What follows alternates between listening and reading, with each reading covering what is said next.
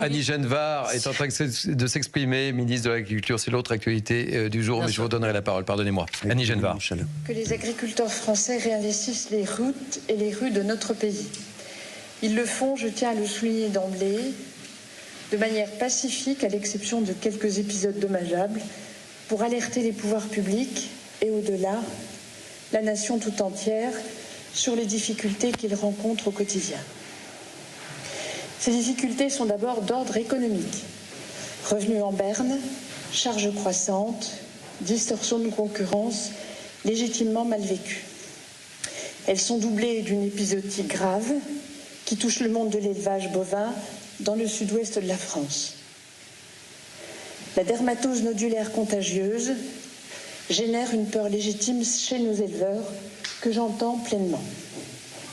À ces difficultés s'ajoute incontestablement une perte de sens. Il existe dans nos campagnes le sentiment que l'on demande toujours plus à ceux qui nourrissent la nation, plus de normes, plus d'efforts, plus de transitions, sans que la reconnaissance soit toujours au rendez-vous. Et puis, il faut avoir l'honnêteté et le courage de le dire, il y a aujourd'hui une perte de confiance dans les institutions et les représentants de l'État. Cette défiance n'est pas l'apanage exclusif du monde agricole, mais elle s'y exprime aujourd'hui avec une intensité particulière. C'est un signal d'alarme majeur et c'est pourquoi je m'adresse directement aux agriculteurs pour leur dire ceci, votre message est reçu 5 sur 5. C'est dans cet esprit qu'avec le Premier ministre, nous avons engagé un travail de fond pour apporter des réponses concrètes, sérieuses et d'ampleur à l'ensemble du secteur, un véritable paquet de mesures de justice agricole. Un travail qui vise à sécuriser les revenus, à lever les freins administratifs devenus absurdes, à simplifier concrètement le quotidien, à protéger le monde agricole contre les épizooties et les maladies, à redonner de la visibilité, à restaurer une parole publique tenue dans la durée. Ce travail n'est pas achevé et j'emploierai chaque minute de mon temps à décupler cet effort. Mais ce travail a vocation à produire des résultats immédiats. C'est pourquoi j'ai décidé de convoquer cette conférence de presse pour vous présenter et présenter aux agriculteurs cette série de mesures de justice agricole. Il doit permettre d'apaiser les tensions. Les agriculteurs ont envie de se focaliser sur le travail qu'ils aiment faire et qui les honore, pour lequel je souhaite leur apporter la reconnaissance de la nation. Celui de nous nourrir, mais aussi de protéger nos racines, notre vitalité rurale, nos paysages, notre patrimoine naturel, ainsi bien sûr que la santé des consommateurs.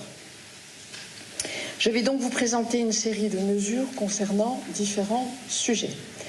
Tout d'abord sur la dermatose nodulaire contagieuse, qui constitue un impact psychologique et moral, ainsi qu'un choc économique. Face à la dermatose nodulaire contagieuse, l'État a agi vite, fort et collectivement pour protéger tout le cheptel français. Depuis 6 jours, aucun nouveau foyer n'a été détecté en France. Le virus recule grâce à la vaccination généralisée. 85% des 750 000 bovins du Sud-Ouest ont été vaccinés en 3 semaines. C'est un exploit. La vaccination est un chemin d'espoir, car regardons vers l'Est, il n'y a plus de DNC dans les Savoies, dans le Rhône, dans le Jura. Le virus n'est pas parti par miracle, il a été éradiqué par notre stratégie et l'un des piliers, c'est évidemment le vaccin. Mais il faut préparer l'avenir et pour le préparer, nous devons répondre à plusieurs questions. À la question de savoir si nous devons tout faire pour atteindre au plus vite l'immunité collective, la réponse est oui. À la question de savoir si le gouvernement estime que l'immunité collective est de nature à changer la donne, la réponse est oui. À la question de savoir si le gouvernement a l'ambition de faire évoluer le protocole en cas d'immunité collective, la réponse est oui. Mais à la question de savoir s'il peut le décider tout seul, sans aucun avis scientifique, évidemment la réponse est non. C'est pourquoi j'ai confié une mission à des scientifiques pour répondre à cette question majeure Ils doivent examiner les possibilités de faire évoluer le protocole sanitaire en cas d'immunité collective dans une zone. Cette mission est pilotée par le CIRAD en lien avec l'ensemble de la communauté scientifique comme l'ANSES et l'INRAE. Nous mettons également le paquet sur les tests. Nous voulons un test de dépistage fiable qui permette de dire si un animal sans symptômes est réellement en bonne santé ou s'il porte la maladie, mais sans qu'on le voie. La DNC, c'est aussi un choc économique pour les éleveurs touchés. Parce qu'un animal qui est immobilisé, c'est un animal qui coûte plus cher que prévu en alimentation et qui perd de sa valeur. Nous avons annoncé donc un fonds de 11 millions en décembre pour les exploitations les plus en difficulté. Ce fonds d'aide aux acteurs touchés économiquement par le blocage des bovins sera doublé et porté à 22 millions. À cause de la maladie, l'Italie et l'Espagne ont fermé leurs portes à nos exportations, du moins en partie. Nous voulons les rouvrir. Avec mon collègue Nicolas Forissier, nous serons dans moins de 10 jours en Italie pour négocier des laissez-passer. La crise nous montre aussi que nous sommes démunis lorsque le pays d'export nous ferme ses portes. Nous lançons une étude flash pour que la France dispose des outils industriels d'engraissement suffisants si jamais l'export faiblit. En matière de sujets européens, la PAC tout d'abord. Sur la PAC, sur la taxe des engrais, nous avons engrangé plusieurs victoires pour nos agriculteurs cette semaine.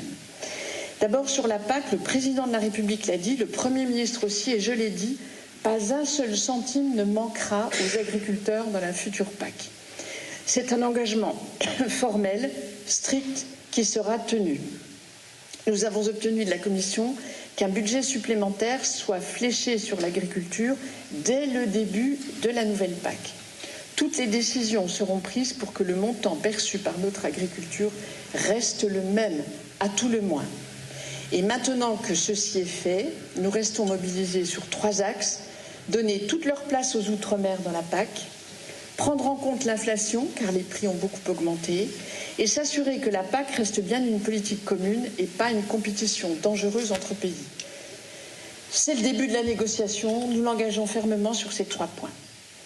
Sur la taxe sur les engrais importés, nous avons obtenu des engagements importants de la part de la Commission en vue de neutraliser les effets du mécanisme d'ajustement carbone aux frontières sur les prix des engrais. En effet, dans un contexte marqué par des circonstances exceptionnelles, en particulier au plan économique, cette neutralisation est absolument essentielle. Celle-ci reposera sur 2 éléments.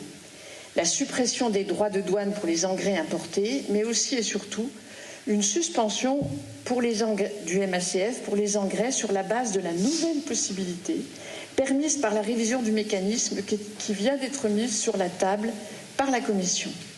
Une fois cette proposition adoptée, l'effet de la suspension sera rétroactif au 1er janvier 2026. Il n'y a donc pas de raison que les importateurs répercutent les surcoûts du MACF sur le prix des engrais. Pour protéger les agriculteurs contre la concurrence déloyale, les agriculteurs demandent des choses normales et simples. Que les règles du jeu soient respectées par tous, qu'il n'y ait pas de concurrence déloyale. C'est une conviction forte, c'est incompréhensible que des produits chassés par la porte rentrent par la fenêtre sous la forme de denrées importées. C'est injuste, illogique, incohérent et même irrespectueux pour le travail de nos agriculteurs.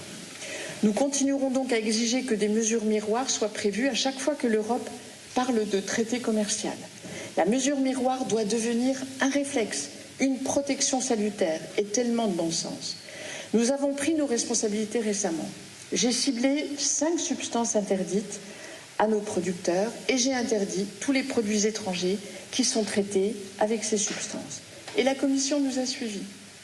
Sur ces 5 substances, 3 ont ensuite été interdites pour les importations de toute l'Europe. Je prendrai d'autres arrêtés s'il le faut dans les jours à venir.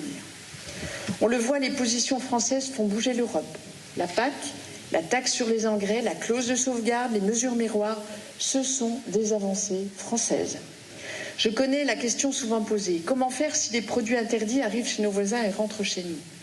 Eh bien, je démultiplierai les contrôles grâce à une brigade spéciale faite exprès pour cela. Et nous travaillons avec Madame la ministre des Comptes publics en ce sens, puisqu'elle est aussi la ministre des Douanes. Elle ira dans les ports, la brigade, pas la ministre, mais elle y va aussi. Elle ira dans les ports, les aéroports, les entrepôts, les magasins. C'est la deuxième jambe essentielle du dispositif pour éviter que ce qui passe entre les mailles du filet des contrôles aux frontières, dans certains ports, ne se retrouve dans les assiettes des Français. Mon engagement dans la lignée de la mise en œuvre du contrôle unique est que l'État simplifie les contrôles pour les agriculteurs pour les intensifier sur les denrées importées. Sur les filières,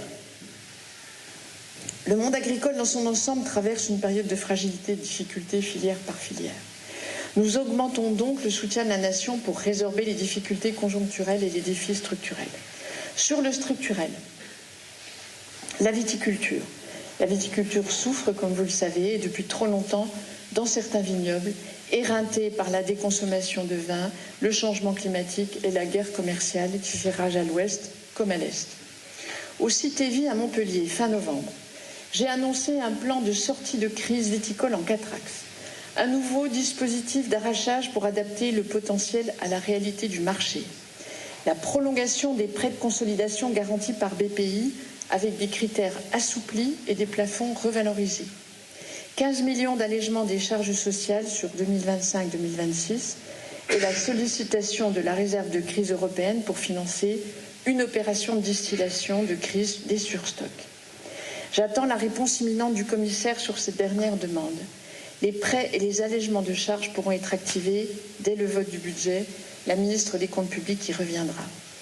Quant au dispositif d'arrachage, nous lançons le processus mercredi prochain au Conseil spécialisé vin de France Agrimaire à hauteur de 130 millions d'euros. Les dossiers pourront ensuite être déposés très rapidement par les vignerons. Par ailleurs, nos agriculteurs sont les premiers à constater les changements climatiques et à faire face à notre déficit de souveraineté dans certains secteurs. Ils ne demandent pas mieux que de s'y adapter, de se moderniser, de s'équiper pour préparer l'agriculture de demain. C'est pour cela que nous avons lancé un plan pour l'agriculture dans le Sud, lancé d'ailleurs par mon prédécesseur Marc Fesneau, le plan Méditerranée, pour amplifier la capacité d'adaptation. Ce fonds verra son montant augmenter. Nous avons également construit un plan fruits et légumes, également à l'initiative de mon prédécesseur, qui lui aussi verra son fonds augmenter. Enfin, le plan protéines que nous avons bâti pour rendre la France plus souveraine en la matière sera lui aussi doté de fonds supplémentaires. 30 millions supplémentaires viendront abonder ces plans. Certaines filières affrontent des obstacles davantage conjoncturels, comme les grands... Voilà, c'était Annie Genvar, ministre de l'Agriculture, qui vient d'intervenir sur CNews et sur Europe 1. Patrick Legras est avec nous, de la coordination rurale. Exercice de synthèse, Patrick Legras, que retenez-vous de l'intervention de votre ministre ce soir? Ben, c'est un sketch. Merci Patrick Legras. Je pense qu'on va faire plus court qu'elle, c'est un sketch. Tout ce qui a été annoncé, c'est une analyse de tout ce qui a été fait pour l'instant. Il n'y a aucune nouvelle mesure, il n'y a aucun engagement. On parle tout au conditionnel. Alors on parle d'analyse, on parle de futur. Il n'y a rien, c'est creux. Nous, ce qu'on veut aujourd'hui, c'est... Non mais faut être gonflé, parce qu'il n'y a pas d'autre mot, de nous dire que vu le changement climatique, on va s'adapter. La première adaptation qu'on fait, on signe le Mercosur, où c'est 75 millions d'hectares de déforestation. Mais c'est un sketch. Honnêtement, c'est un sketch. C'est honteux. J'aurais honte, moi, en tant que ministre, de présenter le baratin là. Il n'y a rien, c'est creux. Il n'y a rien. Strictement rien. Et c'est pas ça qui va nous calmer. Ce qu'on veut aujourd'hui, quand elle nous dit elle reparle du dossier de Fesneau, Marc Fesneau. Vous imaginez, il est plus là depuis combien de mois? Ça, c'est une nouveauté? Non, je vous dis, c'est un sketch. Ce soir, on sent votre colère. Bah non, mais faut arrêter. Non mais, attendez, est-ce que vous pensez que les gens ou les agriculteurs, ils sont venus à Paris pour écouter ça? Honnêtement, je comprends pourquoi elle n'est pas venue voir les agriculteurs à la Tour Eiffel et devant l'Arc de Triomphe. Parce que là, elle n'aurait même pas été sifflée. Elle ne serait même pas sortie de sa voiture. Faut arrêter. Voilà ce qu'on pouvait dire sur l'intervention et votre réaction à chaud.